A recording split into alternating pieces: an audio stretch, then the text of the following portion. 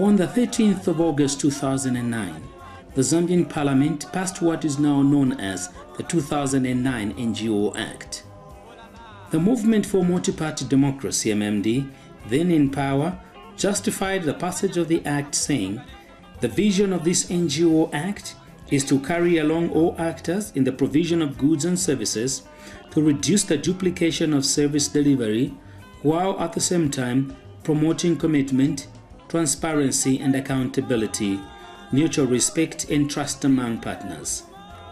To realize this vision, the government will facilitate the establishment of a mechanism for consultation among all the stakeholders, enact a law to regulate the operations of NGOs, and provide an institutional framework to enhance cooperation, networking and collaboration between the government, NGOs and our cooperating partners.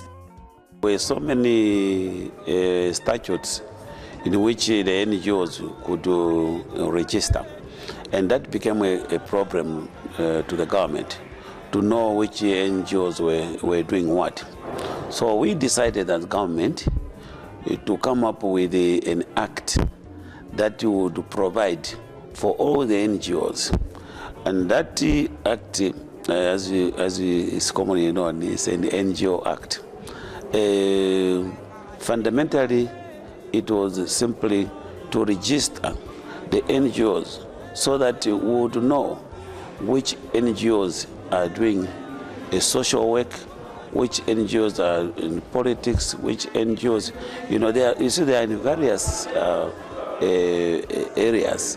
So one act would suffice in terms of knowing who is doing what. The reasons advanced by the MMD government did not convince Zambia's civil society, who suspected ulterior motives. What is the motive of all this? Okay, and the motive seemed to be more political than morality in essence. So they are just trying to say these advocate NGOs are giving us problems. So how do we try to make them reduce their talking? How do we make them reduce their noise? So that's the whole essence of the NGO, the NGO Act. And we are saying that since the NGO Act was even crafted without the support of the NGOs, who are supposed to be the primary, targets, there is no way now we can accept it. And this is why, from the time it started up to now, FODEP has been so much involved in ensuring that this act does not take off. Viva Data! Viva! Viva Constitution! Viva! Viva Constitution! Zambia's return to multi-party politics in 1991 saw a proliferation of non-governmental organizations. They ranged in their mandates from economic development, health, education, politics, and human rights. The newfound freedom of expression and other political freedoms led to open criticism of the MMD government and intense scrutiny of its performance. If you look at the efforts that have been made by NGOs in Zambia in terms of helping the people of Zambia, these efforts have been quite immense, and a lot of people have benefited from the work of NGOs. For example, as Saccord, who've been very proactive in ensuring that we engage in matters pertaining to civic and voter education, which has also consisted of peace education, if you will. And this is information that has been shared around the country, informing the people of Zambia on their rights, encouraging the people of Zambia to participate in the democratic dispensation, also in ensuring that the people of Zambia participate in various policies that our country has adopted. For example, we've been one of the foremost organizations that has worked extensively around matters pertaining to decentralization. So the work of civil society has been very helpful in terms of enriching the information base of Zambians, but also in terms of ensuring that Zambians participate in their governance process. In 2009, Mr. Rupia Banda was president of Zambia, having taken over from the late Lev Mwanawasa. The MMD had been in power for 18 years and civil society was not letting down its watchdog role. From the perspective of some civil society organizations, government was increasingly feeling uncomfortable with the growing criticism. The Act wants to put the same standards that you as an elector is giving to the elected person. So it says, since you are giving me this, I want also to impose on this one. So it's now the issue of the equals. Let's be equals in this thing. And yet, civil society are supposed to be the mirror, or rather how do you put it? They are supposed to check on the elected so that the elected become accountable. And this perhaps is from the background that the state of democratic accountability in Zambia has been very poor, disastrous for that matter. The MMD government says it was aware of the misgivings of civil society over the 2009 NGO Act, hence its extension of consultations to NGOs for their input into the proposed bill. I, for one, as the minister, was in charge of enacting this bill. I engaged a lot of NGOs. I had a lot of workshops with them. We had a chat. I was not scared to engage them. And when now the bill was ready, we still invited the NGOs and NGOCC to send the representatives to here at Parliament to look at the final document that was now being presented in Parliament. Civil society leaders admit being invited to make submissions to the NGO Act, but quickly point out that the final bill presented and eventually passed by Parliament did not reflect their input.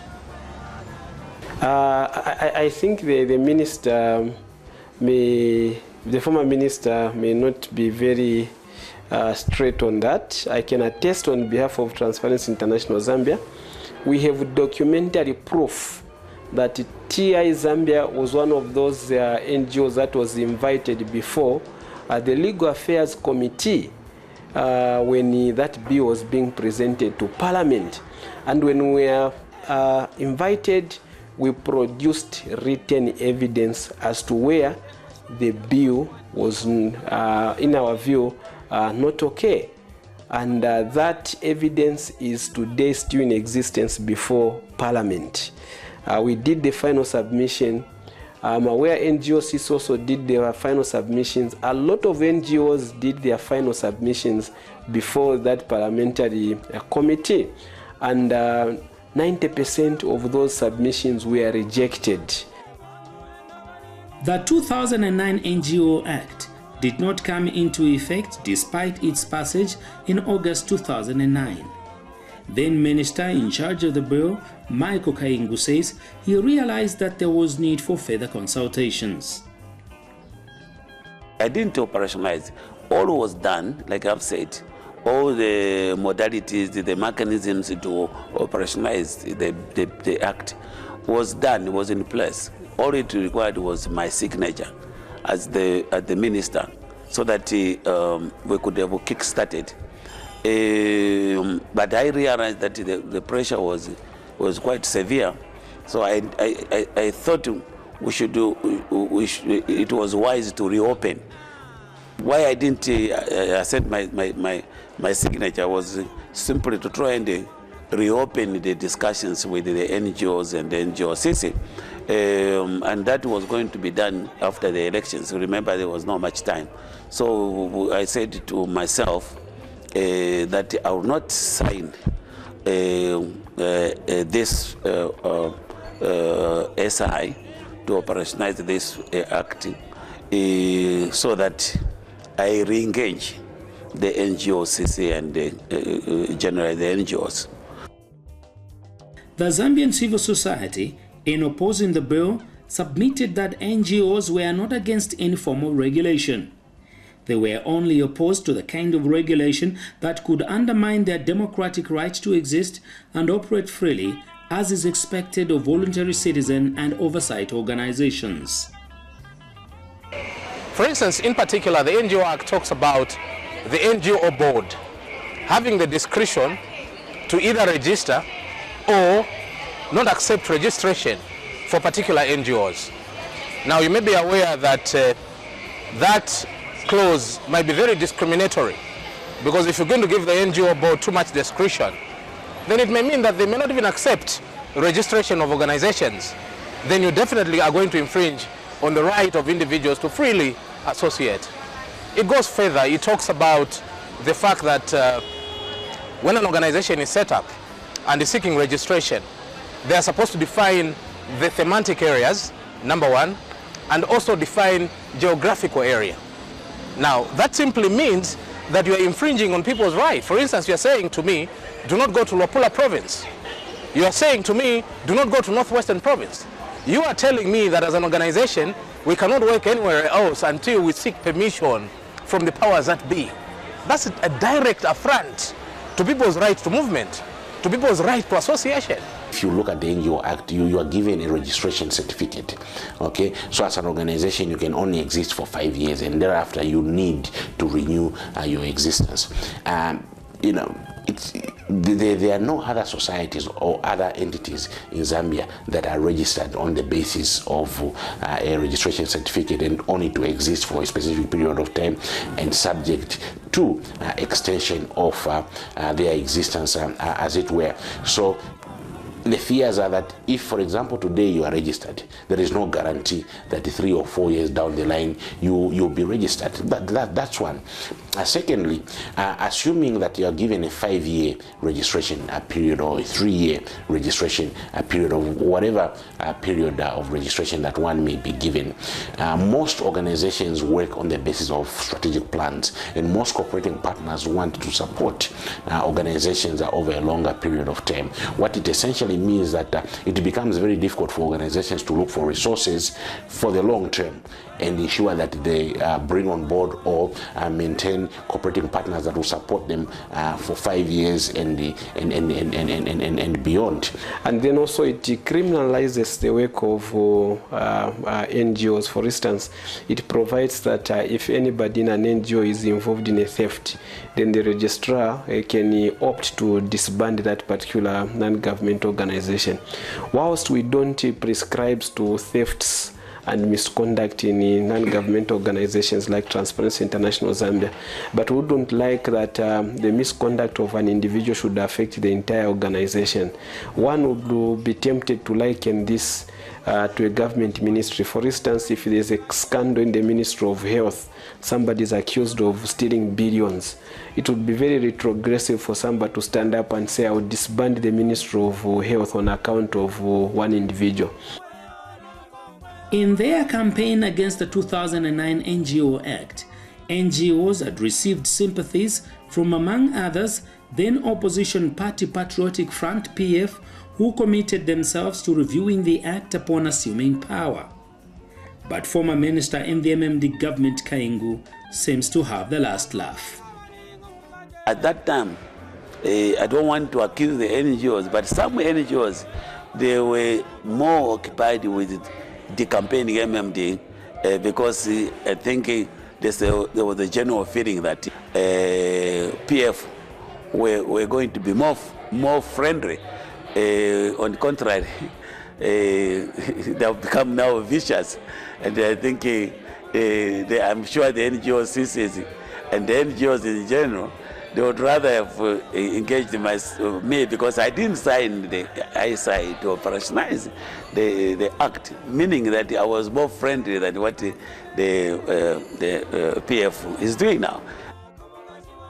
In December 2012, a year after assuming power, the PF government hosted a Congress of NGOs under the 2009 NGO Act. Over 400 NGOs attended. The agenda included the election of members of both the NGO Council and the NGO Registration Board, two entities created by the new law.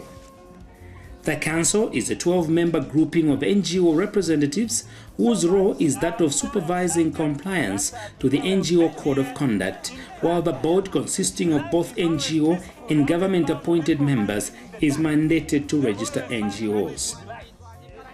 Congress rejected the election of an NGO registration board but agreed and went ahead to elect NGO council members. In rejecting the election of the board, Congress resolved that until the 2009 NGO Act was reviewed and civil society views taken on board, the status quo was to remain unchanged.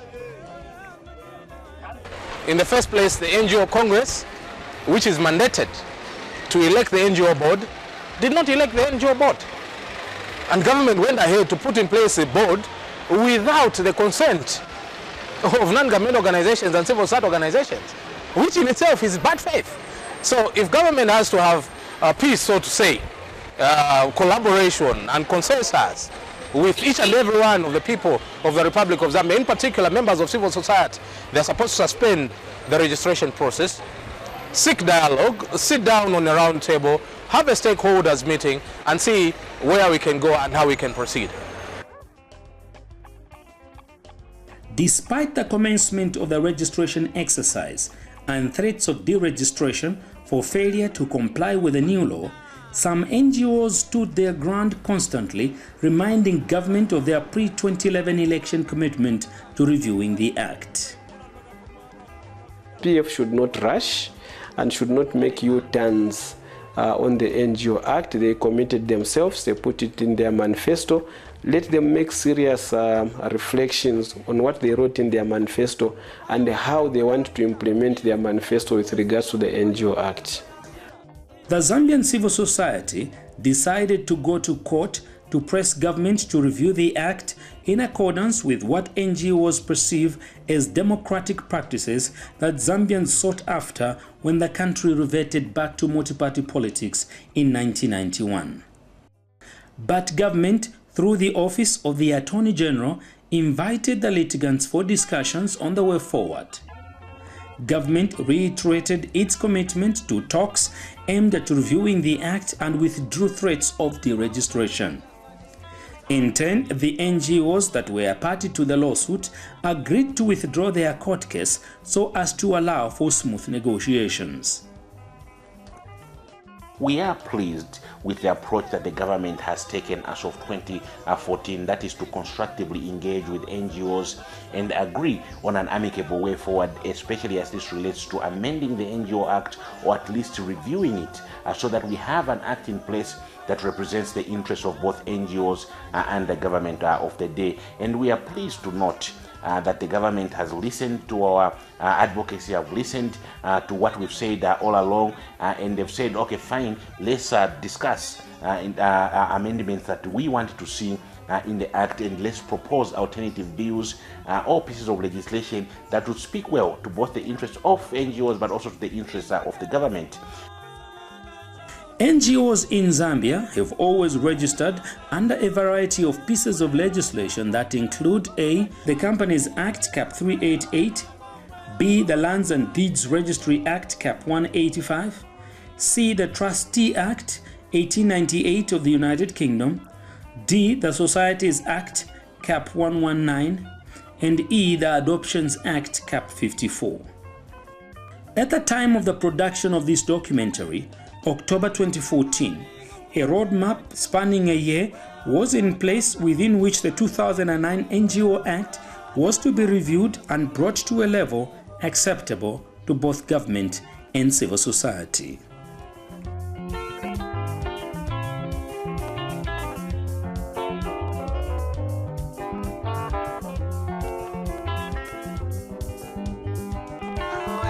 Chile mate, ti mushe bantu, we ona konka.